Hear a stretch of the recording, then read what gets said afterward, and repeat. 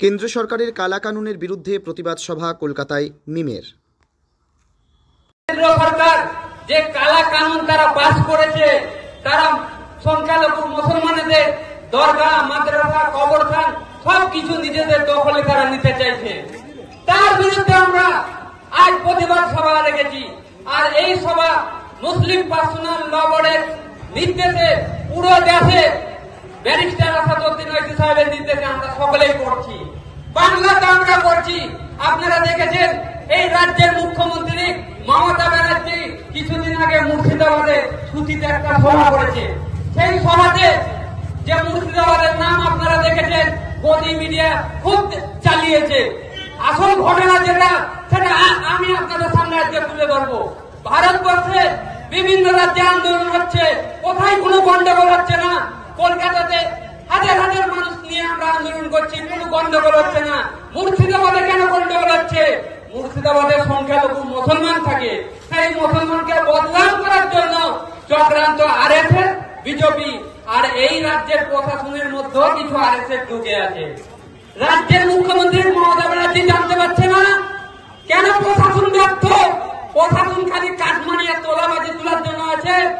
কেন শান্তি মিছিলে লাঠিচার্জ করতে হলো এই রাজ্যের প্রশাসনকে? এবং আমরা দেখেছি রাজ্যের মুখ্যমন্ত্রী মমতা ব্যানার্জি সুতিতে সভা করে বলছে, আপনারা যদি ওয়াকফ দিয়ে এই রাজ্যে সভা করেন, প্রতিবাদ করেন, তা আমার যে শত্রু আপনাদের সামনে কেউ থাকবে না। আপনারা আন্দোলন করতে হলে দিল্লিতে যেয়ে করুন। আর সেই মুখ্যমন্ত্রী যখন ভোট আসে সংখ্যালঘু এলাকায় বুথ লেভেলে ওদের লিডারকে বলে তোমরা প্রোগ্রাম করো, বিজেপির ভয় দেখাও। আর সেই যখন বিজেপির বিরুদ্ধে আমরা বাংলায় আন্দোলন করছি, আমাদেরকে প্রশাসনের ভয় দেখাচ্ছে।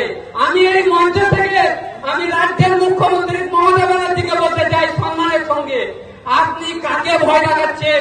আপনি জানেন না যে জাতি দেশ স্বাধীন করার জন্য ইংরেজের সাথে লড়াই করেছে, আর 65,000 মানুষ আমাদের শহীদ হয়েছে। আর তাকে আজ আরএসএস, বিজেপি তারা চক্রান্ত করে আমাদের দরগা, মাদ্রাসা সবকিছু দখল করার জন্য চক্রান্ত করেছে। আর তার বিরুদ্ধে প্রতিবাদ করলে আপনারা আমাকে প্রশাসনের ভয় দেখাচ্ছেন।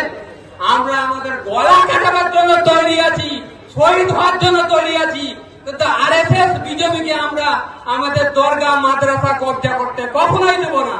আর তার জন্য আজকে কলকাতায় আমরা সভা করছি। আগামী দিন বকরিদের পরে রাজ্যের বিভিন্ন জেলায় রাস্তায় নেমে আমাদের রাজ্যের নেতা ইমরান সালঙ্গীর সাহেবের নির্দেশে আমরা গ্রামে গ্রামে মানুষকে বুঝাবো। আর এই যে কেন্দ্র সরকার বিল এনেছে, এই বিলের বিরুদ্ধে মানুষকে বুঝাবো এবং সকলকে নিয়ে আমরা আগামী দিনে প্রতিবাদ সভা করব। এই বলে আপনাদের কাছ থেকে বিদায় নেব।